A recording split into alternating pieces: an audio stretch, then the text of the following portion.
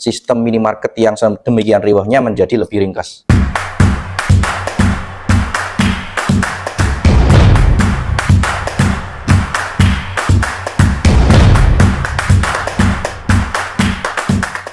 Ketika nanti menjelaskan ke customer bahwa kalau mau bisnis minimarket yang autopilot itu harus ada syaratnya, ya. Jadi nggak bisa modal buka satu minimarket atau modal di bawah 1 miliar berharap itu bisa autopilot, nggak mungkin bisa, ya. Jadi tugas toko mandiri itu tidak membuat sistem menjadi autopilot, tapi membantu memudahkan sistem minimarket yang demikian riwahnya menjadi lebih ringkas.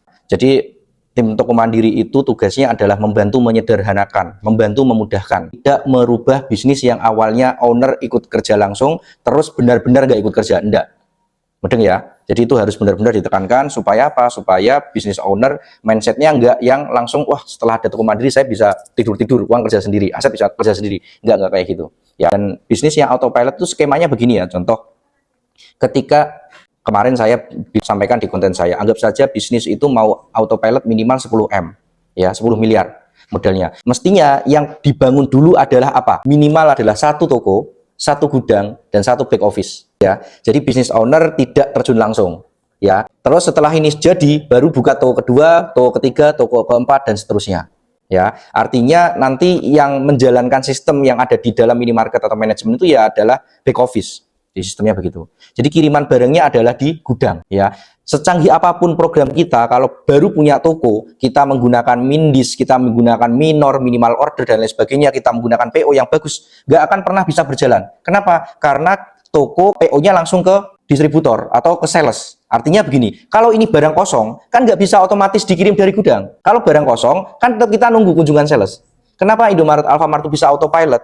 Bisa one day service, two day service, kiriman sehari sekali, 2 hari sekali. Barang yang laku hari ini datang besok, barang yang laku besok datang lusa. Kenapa bisa seperti itu? Karena dia punya gudang sendiri. Sedangkan kita kalau baru punya satu toko, ya, satu toko itu nggak bisa menggunakan PO seperti Indomaret, Alfamart. Ya kan? Misalkan teh pucuk kosong, le mineral kosong, atau aqua kosong. Kita kan nggak bisa, nunggu barang kiriman dari gudang.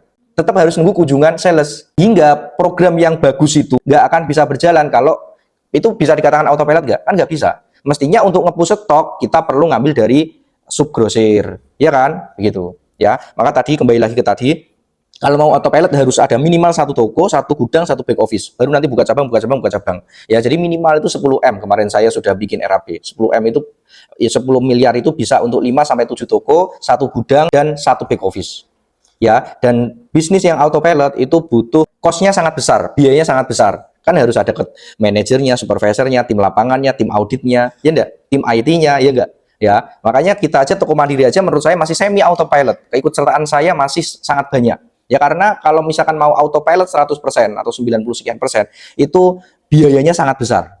Begitu. Nah, Pak, kalau misalkan business owner baru bisa buka satu minimarket terus mempunyai cita-cita pengen autopilot, caranya gimana? Yang pertama buka satu toko, ya. Kok toko itu berhasil, buka toko kedua. Ya, buka toko kedua tapi syaratnya salah satu harus jadi toko induk atau salah satu jadi toko gudang, ya. Jadi toko satu buka, terus buka cabang, salah satunya mana yang lebih besar gudangnya itu yang dijadikan induk. Sehingga toko kedua atau toko ke satu PO-nya di satu tempat.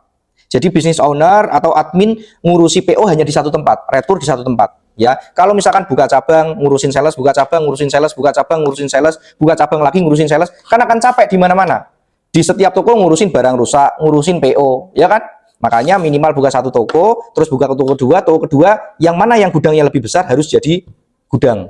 Harus jadi gudang. Buka toko ketiga, berarti nanti barangnya kirimannya dari sini. Buka toko keempat, barangnya kirimannya dari sini.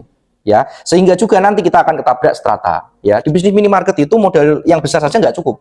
Ya, banyak di Indonesia itu orang yang uangnya besar tapi nggak buka minimarket.